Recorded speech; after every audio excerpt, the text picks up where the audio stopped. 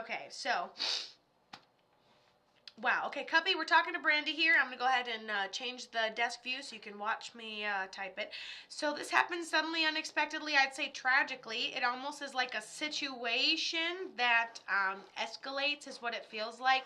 Kind of set the stage for it. The stage is set for whatever's happening. Like, we already have the medical problems, or we already have the issue, or the stage is set. It's happened a million times before. We're already being crazy. Oh, it's already escalated this quickly. Something along these lines. Then I see, okay, that's fine, Kayla. And then I see really difficult to breathe. I'm almost catching my breath. It's like I want to clear my throat. I want to communicate, but I can't right at the end. So whatever happens, it almost like comes from within me, almost like bubbles from within me, and I'm like, and it like catches me in my chest and then makes me feel like I can't communicate or can't breathe or speak or something like this. It's not necessarily a fear or being afraid toward the end, but it is like a I can't even say I see it happen until it's all over with. I think it all kind of happens without me. I don't even think it's necessarily intentional. And someone's like, hey, look at this. And I'm like, okay, huh? And then gone. Almost instantly. Does that make sense? Past before our time, inability to communicate symbol. Upper chest.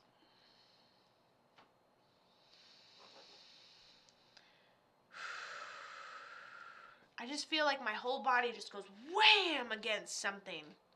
Or like I almost feel like I have a headache, but like from impact of something. Like all at once. All of a sudden out of nowhere.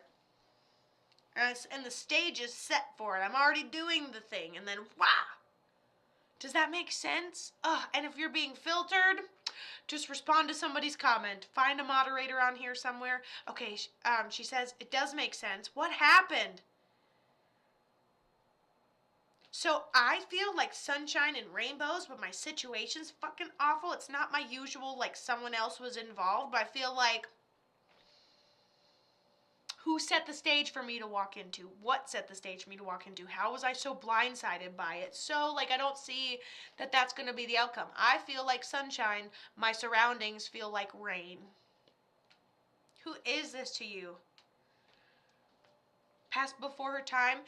She says, my clothes. She has too much of my stuff. So we have clothes in honor of her memory, or we have a bunch of stuff in honor of her memory that she wore.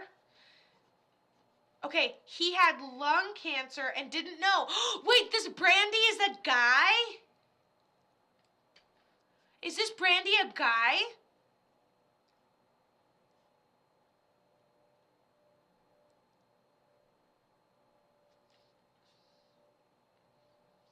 My brother. Remember when you first came on and I was like, this feels like a dude. And you're like, Brandy. And I was like, okay, fuck me then, but whatever. And then I just continued.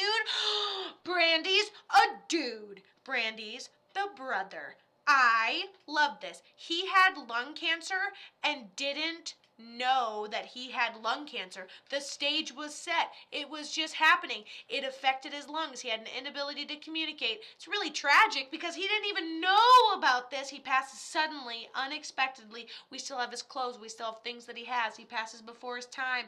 You have even something, I don't know why he like scraps up this right arm like it doesn't exist. Let me show you. I don't know, maybe we make something in honor of his memory. I don't know. It's like a piece of clothing or something like this.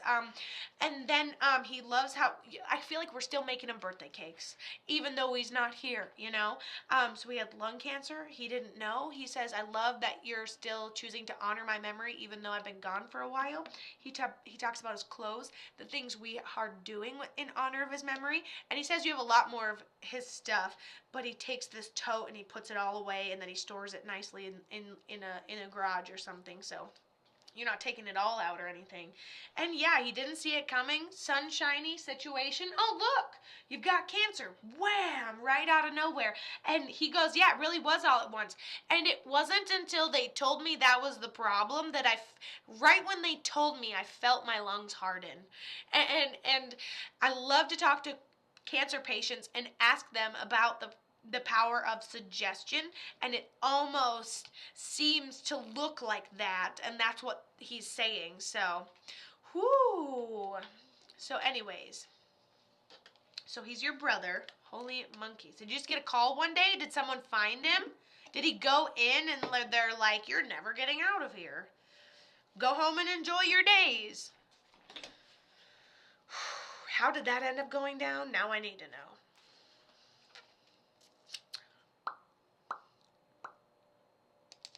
Desiree, you're next. No pressure and no rush. I feel like I've been through a storm. Will I take the right road? I think you will. And she goes, yes, pretty much. And do we have something in honor of his memory? Because he talks about something that you had in honor of his memory. Yes, my dear, you're number 3. Miss Priscilla. Didn't know he had it until it was too late. Wow. Yes, and then what do we have in honor of his memory if I haven't asked you that yet? Sometimes, hi Christy, sometimes I forget what I say out loud and what I say to them, you know. You actually have his ashes in a necklace. I love this. A piece of him. Oh my goodness. I love this. You have a piece of him. You have his ashes in your necklace. He goes, she wears it. She doesn't wear it. She doesn't want to lose me. I understand that. He's very casual. He's very happy. He's very bubbly. Talks with his shoulders. Very practical. Wears the same thing. Doesn't mind if he's got a stain on him or nothing. I like his energy. Brandy, your brother says you've had a couple of dreams of him since he's ended up passing. Also, you see repeating numbers in honor of his memory of this grandma who's another primary guardian angel. But the biggest thing your brother wants you to know is true is when you see a stranger with his face and you have to double check. He goes, the strangers with my face are me, he says, and I love this.